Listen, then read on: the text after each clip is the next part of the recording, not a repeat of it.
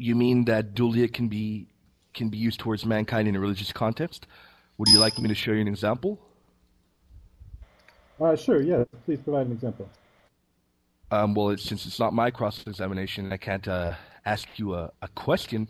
I'll simply pose Galatians chapter 5, verses 13 to 14, and I will assert that the Greek term duliou is used in a religious context in this verse, and it is indeed used towards mankind.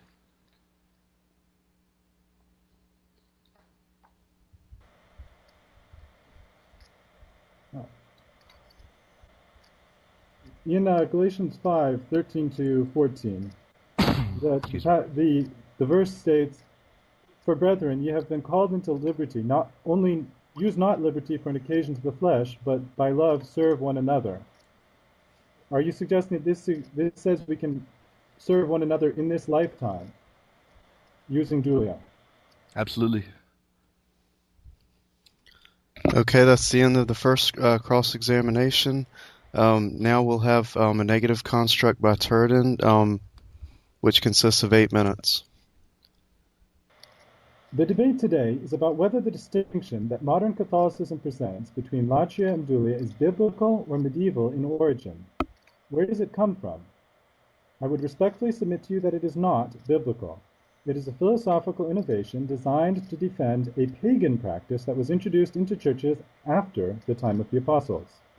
What I'll do in this speech is first state the position of the Vatican, second, contrast that with the biblical position, and third, answer Mr. Albrecht's arguments. Catholicism's position stated. Although Mr. Albrecht provided some definition of Rome's position, allow me to provide what I think is a little clearer explanation. Rome's position is well summarized by the philosopher, theologian Thomas Aquinas, who wrote, "Since Latria is due to God alone, it is not due to a creature so far as we venerate a creature for its own sake. For, though insensible creatures are not capable of being venerated for their own sake, yet the rational creature is capable of being venerated for its own sake. Consequently, the worship of Latria is not due to any mere rational creature for its own sake. Since, therefore, the Blessed Virgin is a mere rational creature, the worship of Latria is not due to her, but only that of Dulia, but in a higher degree than to other creatures. Inasmuch as she is the Mother of God, for this reason we say that not any kind of Dulia is due to her, but hyperdulia." This quotation provides the framework. Latria, which is for God alone, hyperdulia, which is for Mary alone, and dulia, which is for the saints. Of course, dulia can also be offered to God, but for the purposes of this discussion, we're focusing on the fact that it is offered to the saints. In English, this distinction is sometimes expressed in the difference between worship or adoration and veneration, with adoration and worship corresponding to Latria and veneration corresponding to dulia. Moving on to the second point, the biblical testimony. This threefold framework is not taught in Scripture. Scripture generally teaches that all religious adoration and veneration is due to God alone. Thus, we, Reformed Christians, do not religiously venerate one another or anyone but God alone. Both the Old and New Testaments agree. Deuteronomy 5 states, "Thou shalt not make thee any graven image or any likeness of anything that is in heaven above, or that is in the earth beneath, or that is in the waters beneath the earth. Thou shalt not bow down thyself unto them, nor serve them.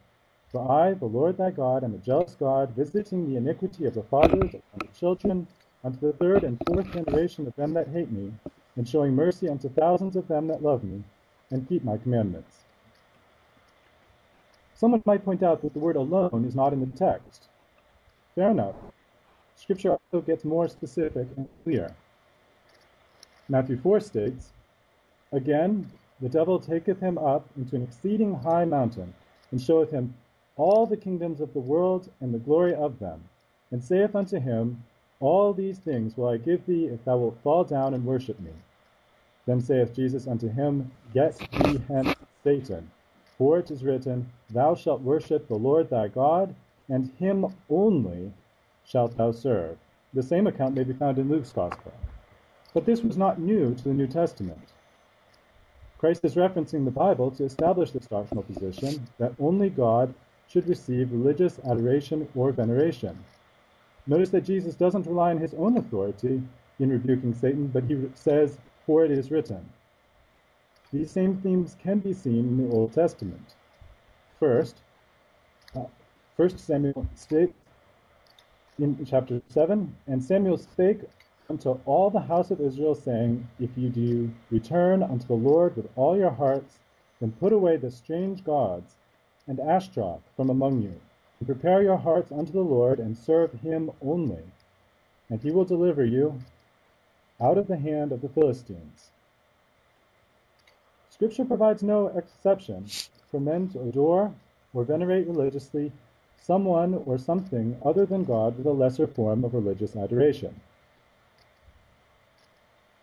Having seen these two positions, let us, in the third place, examine Mr. Albrecht's case. Mr. Albrecht argues that Latria and Dulia are two different words. Well, not, of course, the Latin words, but the corresponding Greek words. We agree. We agree that they are different words. Latria is generally used of worship, and Dulia can refer not only to worship, but also to a very high degree of service, such as slavery. The question is not whether the Greek words have different definitions in the Greek lexicons, but whether Scripture provides a basis for Rome's claims. It does not. Mr. Albrecht also makes reference to the BADG lexicon in support of his position, but again, that lexicon and the other lexicons that were mentioned don't state that the Latria-Dulia distinction is the philosophical distinction, the question we're arguing about, is inherent in the Greek. In fact, it isn't inherent in the Greek. As noted above, it's a medieval innovation, this drawing the distinction between Latria and Dulia as far as Dulia being an acceptable form of veneration for humans is something that didn't exist in biblical times. It's not a classical Greek concept that's imported in. Instead, it's a philosophical device to justify what's being done. Additionally, during cross-examination, Mr. Albrecht cited to Galatians 5:13-14. Galatians 5:13-14 states, "For brethren, ye have been called unto liberty, only use not liberty for an occasion to the flesh, but by love serve one another. For all the law is fulfilled in one word, even in this, thou shalt love thy neighbor as thyself." Now, seeing in context what's stated there, we can see that the fulfillment of Galatians 5:13-14 has nothing at all to do with the idea of kneeling down before icons or statues, lighting incense and candles. It has to do with showing practical love to the brethren. It has